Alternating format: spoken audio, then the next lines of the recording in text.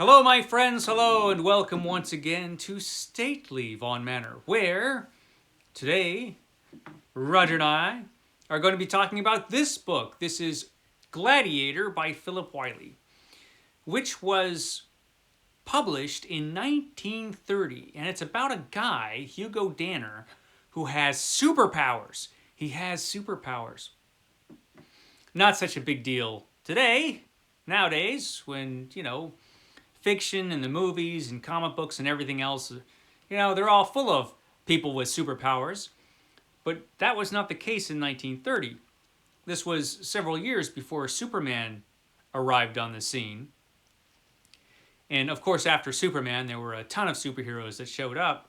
A lot of characters with superpowers. But not so in 1930 when this novel was first published. Philip Wylie was writing about a guy who had superpowers in a world where superheroes did not exist. They weren't even an idea. Superheroes hadn't happened yet, so it was interesting. And it was an interesting idea. It makes for an interesting book. A pretty well-written book, actually. And I read this because it was last month's choice for Roger's Cheap Old Book Club. Roger's Cheap Old Book Club, the cheapest book club around. Every book you can get on Project Gutenberg for free, and you can't get much cheaper than that. Because everything we read is in the public domain. Gladiator is in the public domain.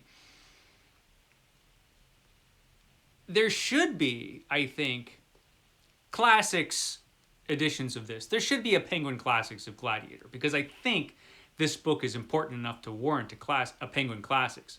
There isn't one, though. And there isn't an Oxford's Classics or anything else, any other kinds of classic, as far as I'm aware, for Gladiator. And there really should be. This book, well, the story starts before the turn of the 20th century. And Hugo Danner's father is, well, he's a mad scientist, frankly. He's a scientist with an obsession. And his obsession is that he wants to create a being with super strength, superpowers. He wants to create a superior human being. He himself is in no way superior to anybody, despite his great intelligence. He's in a troubled marriage with a woman who's very religious and is always giving him grief and really doesn't like him a whole lot. But when his wife becomes pregnant, that's when some trouble begins, because Hugo Danner's father had developed a serum with his brilliance that can give people superpowers. I mean, he experimented, and he gave this serum to a cat, and he created a super cat, which happens early in this story. And it's kind of comical. And I was wondering at that point what kind of book this was going to be, because we kind of had this comical moment with this super cat and these kind of extreme characters, Hugo Danner's father and Hugo Danner's mother. And then when Hugo Danner's mother becomes pregnant, Hugo Danner's father injects her with this serum, which gives the baby, when the baby is born, super strength. And you see this right away. Young Hugo starts displaying his super strength early. And so his mother's freaked out, and it is not real, and is pretty pissed because she realizes exactly what has happened. But they teach Hugo to keep these powers a secret. Now, this novel was very influential on the creation of superheroes.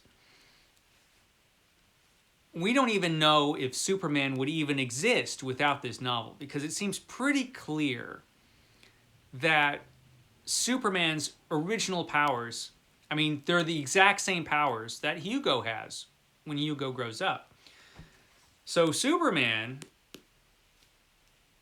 could be, we have no proof of this as far as I'm aware, but he could be directly influenced, and I think it's pretty clear that he is, could be directly influenced by the novel Gladiator. I mean, if we go to the first appearance of Superman in comic books, which is in Action Comics, and we have this bit which talks about Superman's powers. And Superman had different powers when Superman first arrived on the scene in 1938. When maturity was reached, he discovered that he could easily leap 1/8 of a mile, hurdle a 20-story building, raise tremendous weights, run faster than an express train, and that nothing less than a bursting shell could penetrate his skin. He couldn't fly, but he can jump real far. Nothing less than a bursting shell can penetrate his skin. So bullets bounced off him, but if you hit him with a bomb, he could be in trouble. He didn't have the level of superpowers that he got later. As time went on, Superman became more and more super. But this seemed enough at the time in 1938, and they were the exact powers that Hugo Danner had in Gladiator. So it seems pretty clear to me that Siegel and Schuster, when they created Superman, were familiar with the novel Gladiator. And this book's influence goes beyond that, because it also influenced other characters. Stan Lee definitely read Gladiator. Definitely. And I can say that for sure, because in the very first Spider-Man story, see if I can get to this moment, after Peter Parker gets his powers initially, there's a scene where Peter Parker needs to get some extra dough. And see, he goes to this place where these wrestling matches are going on, and there's an advertisement, $100 to the man who can stay in the ring 3 minutes with Crusher Hogan. So, of course, he puts on a mask, and Peter Parker has this whole scene where he beats the crap out of Crusher Hogan and gets the $100. This whole scene was lifted directly from this book. The same scene, pretty much the same scene, happens in this book, Gladiator by Philip Wylie. So we know it had an influence, and the influence doesn't stop there, because what Stan Lee also was doing in his 1960s superhero comic books was he was showing a more realistic kind of superhero, a superhero with actual human problems. Superheroes that had to deal with repercussions. Superheroes that had to deal with the negative side of having superpowers occasionally. Again, all of that you could find in this book. So I think this book had a pretty strong influence on Stan Lee and Marvel Comics. So there's a lot of influence happening from this book. And Hugo Danner grows up, and an interesting difference between this and Superman is that Hugo Danner's parents are like completely different. Clark Kent's parents, they taught him early, you're going to have to use these powers to help humanity. They gave him guidance. Hugo Danner didn't have that kind of guidance. And one of the themes of this book is Hugo Danner has to, as he grows up and as he gets older, he has these tremendous powers, which he's hidden from the rest of the world. Because in the few times where people catch him having superpowers, it's always the same thing. They look at him as if he's an unnatural freak. They're terrified for the most part. Almost everybody that sees Hugo Danner's powers at work, they're afraid. They're unnerved. They're disturbed. Nobody looks at him as a hero. They look at him as a monster. And Hugo Danner is, he's growing up in a world, like I said, where superheroes, that's not a thing. And he has to figure out what to do with his superpowers. He feels like he's here, like he has these powers, and that he can use them to change the world. And that's what he wants to do. He wants to use his powers to change the world. He has no idea how to go about it.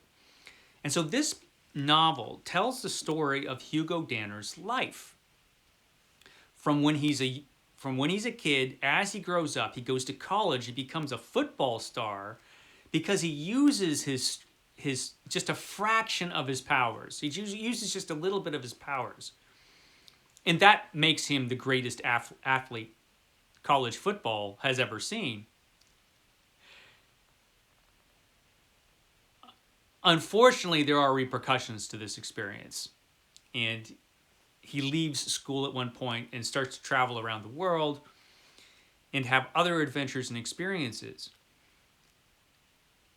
using his powers here and there, but most of the time he's trying to hide his powers because he knows the reaction that showing his powers gives. And he knows he will be considered a freak or a monster. But, there are several points in this novel where he does use his powers. And it's always interesting when he does so. And throughout the novel, he's trying to figure out, how do I go about using my powers? And he's desperate just to cut loose for once in his life. But then the First World War happens. And he's actually happy that that the United States is going into the war, or that there is a war. He actually signs up before the United States gets involved with the French Foreign Legion. And this is finally a place where he can cut loose and use his powers. And at this point during the First World War, that's when he realizes he's bulletproof. Because he gets shot like right away. And they just leave some marks on his skin. And he realizes, wow, I'm bulletproof. This novel is surprising in a lot of ways because, first of all, it's a much better book than I expected. Philip Wylie wrote a lot of books, and he wrote a lot of nonfiction too, and a lot of the fiction that he wrote was early science fiction, and books that actually had an influence, not just on superhero comics, but in science fiction in general, and some other science fiction ideas, and from other books that he wrote. And this book is actually of really high quality. It's a well-written book. And this book is very frank about things like sex and violence. And so it has a realistic tone. After you get past the super cat in the beginning, you have to get past super cat. But after you get past super cat, a lot of this book is kind of a realistic meditation on what would happen if a decent guy, and Hugo Danner's a decent guy, he's not a Boy Scout, and he's not perfect by any stretch of the imagination, but he's a decent guy, and he's at heart he's a regular guy, but with superpowers, and he doesn't have the kind of, and while he's, like I said, he's a decent guy, he's not like Superman where he has a very clear-cut moral code about how he's going to use his superpowers. And so in the First World War, I said this book is very frank about violence. There are some scenes of horrific violence in this where Hugo Danner just slaughters people. And it's just, there's a scene that takes place in the trenches where Hugo Danner, a buddy of his, is killed and he just loses his mind. And he cuts loose with his superpowers and he jumps into the enemy trenches and he just wades through and just it's brutal and it's graphic and it's like, wow, this is what would happen if a guy really had superpowers and he was in World War I doing this stuff. It was really interesting.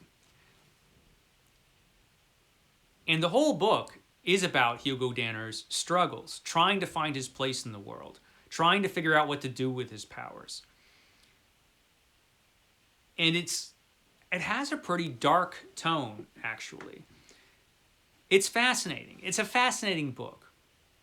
And like I said, even if it wasn't as well written as it is, I mean, it's no masterpiece of literature, true, but it's a well-written book. But even beyond that, this book is so important, I believe, in the influence of such important characters in our culture that it really deserves like a Penguin Classic or something like this. This book deserves to be read a lot more than it is. It deserves to be studied and looked at. Because it's important, I think, culturally. And yet, it's kind of been forgotten. Gladiator has existed as a paperback published now and again for years and years. This particular paperback was published in the 70s. And it's weird. It calls it, the title is The Gladiator instead of Gladiator. And it even gets Hugo Danner's name wrong. It calls him Henry Danner instead of Hugo Danner. So whoever was putting this book together wasn't paying a heck of a lot of attention to what was in the book. Because it's in the public domain, though, there have been quite a few paperback editions over the years.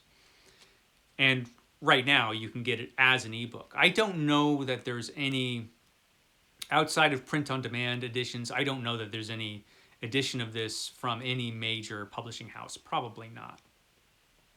But it is easy to read, like I said, because it's in the public domain and you can just download a copy so easily or find it on Amazon for $1 or whatever.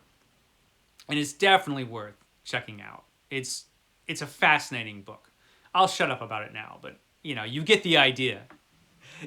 I think Roger did a good job picking this for last month. And for this month, actually, just to go on with Roger's Cheap Old Book Club, this month we've been reading The Exploits of Brigadier Gerard from Arthur Conan Doyle. And I'll be talking about this in a week or two. Because this was also an excellent book in an entirely different way. Adventure stories about Brigadier Gerard, which is a character created by the creator of Sherlock Holmes, Sir Arthur Conan Doyle, but very different character from Sherlock Holmes. And it shows some of the range that Sir Arthur Conan Doyle had as a writer. And they're fun. The Exploits of Brigadier Gerard are fun. So again, you can find The Exploits of Brigadier Gerard for free on Project Gutenberg. Excellent book, a lot of fun. Next month, for October, appropriately enough, it's going to be Ghost Stories of an Antiquary. Ghost Stories of an Antiquary by M.R. James. This is M.R. James' first collection of ghost stories. Again, easily available. You can get a print-on-demand copy, which is what this is. Or you can get it off Project Gutenberg for free. I'm actually going to be reading all of M.R. James, because it's all of M.R. James only amounts to about 400 pages of ghost stories. This is really thin, and so this will be easy to polish off, and it's absolutely free. And I can tell you for sure that this is great. Okay, I guess that's all I have to say for today for Gladiator by Philip Wylie and Roger's Cheap Old Book Club. I will catch you next time.